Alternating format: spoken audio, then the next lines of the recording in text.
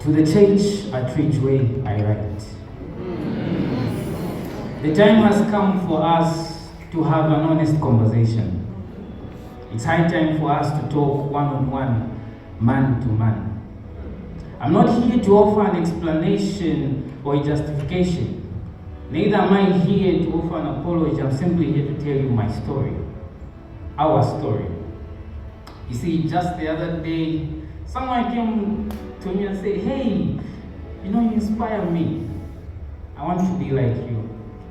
I said, "Thank you," smiled, walked away. I tried to ignore it as I usually do, but not this time.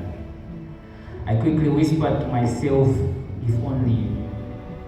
If only you knew the me for me, I'm someone you'd never aspire to be. Let me tell you my CV. Let's wind the clock back a few years. I used to be a good boy. I studied daily, I prayed daily, I sang daily, and I prided myself in this dearly. I taught what I did, and I did what I was taught, and I condemned what I didn't. Until one day, my catholic curiosity got the better of me. You know how they say sin will first fascinate you before it assassinates you? Well, allow me to tell you, she is a fascinating seductress. And she tempted me with dazzling sounds and the sights that dazzle. And there I slipped in. I wondered to myself. You see, I was fascinated by it all. The ecstasy of being high, the sensation of being drunk, the pride of being called a Casanova, a ladies man. I wanted it all. And I prided myself in all of this. And so, I listened to seductress and took one step after the other. I won't go far. It's just a phase. Let me get it out of my system. I know these people who get addicted, they're just not strong. But to think you can flirt with sin and mainstay the same is an insult to Jehovah. But you see, finally, all my curiosity was satisfied. If sin was anatomy, I explored head, shoulders, knees, and toes. But there I was, standing and ready. Having tested all that I wanted, time to say goodbye to seductress. As I tried to step out, I noticed my feet were glued to the ground. The door was right open in front of me, but I couldn't move.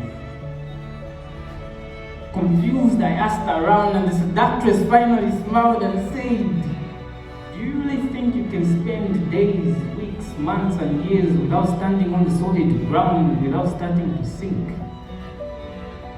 Then I realized how far I had gone. It was now time for me to start reaping what I had deliberately sown.